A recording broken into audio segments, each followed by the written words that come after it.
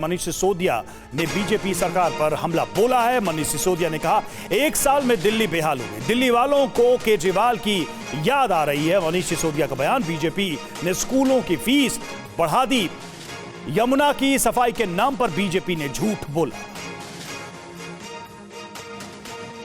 दिल्ली के मैं कहूंगा मिडिल क्लास के साथ बहुत बुरी तरीके से किया रेखा गुप्ता जी की सरकार ने, उन मिडिल क्लास के लोगों के साथ जिनके बच्चे प्राइवेट स्कूलों में पढ़ते हैं। आमतौर पे मिडिल क्लास में बीजेपी एक अलग स्थान रखती है, लेकिन जितना बड़ा छुरा भारतीय जनता पार्टी की सरकार बनते ही दिल्ली की मिडिल क्लास की पीठ में झोंका गया, उतना बड़ा धोखा दिल्ली या देश की मिडिल क्लास के साथ कभी किसी ने नहीं किया।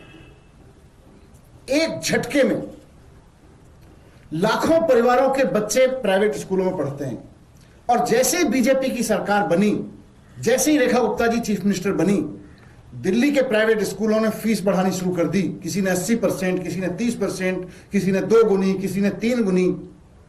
आपने देखा होगा कि बीजेपी की सरकार बनते ही सबसे पहले अगर कोई ग्रुप सड़क पर आया तो वो था दिल्ली का मिडिल क्लास, जिसके बच्चे प्राइवेट स्कूलों में पढ़ते हैं।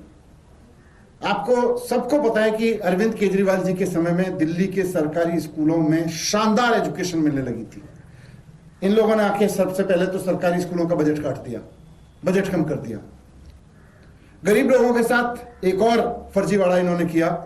चुनाव से पहले इन्होंने वादा किया था जहां झुग्गी वहीं मकान, लेकिन चुनाव होते ही, सरकार बनते ही इन्होंने मिशन शुरू कर दिया, जहां झुग्गी वहां मैदान, झुग्गियां तोड़नी शुरू कर दी।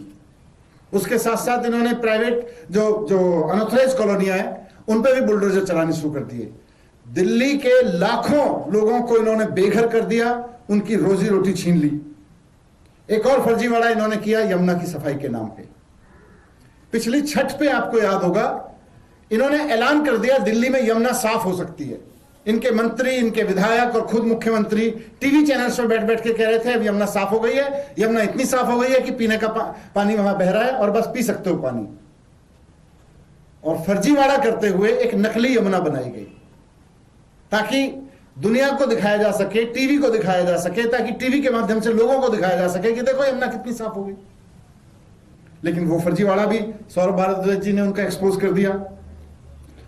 तो लोगों यमुना की पॉल्यूशन के नाम पे फर्जीवाड़ा किया। एक और फर्जीवाड़ा इन्होंने किया दिल्ली के लाखों नौजवानों के साथ। दिल्ली के लाखों नौजवान केजरीवाल जी के समय, उससे पहले भी लगे हुए थे, सरकार के विभिन्न विभागों में नौकरियां कर रहे थे।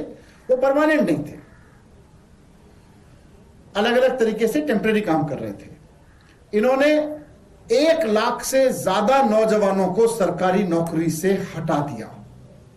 आज जब रेखा गुप्ता जी जश्न मना रही हैं अपनी सरकार के 1 साल पूरा होने का, तो दिल्ली के 1 लाख से ज्यादा नौजवान अपने घर में मातम मना रहे हैं रेखा गुप्ता जी की सरकार में नौकरी जाने का।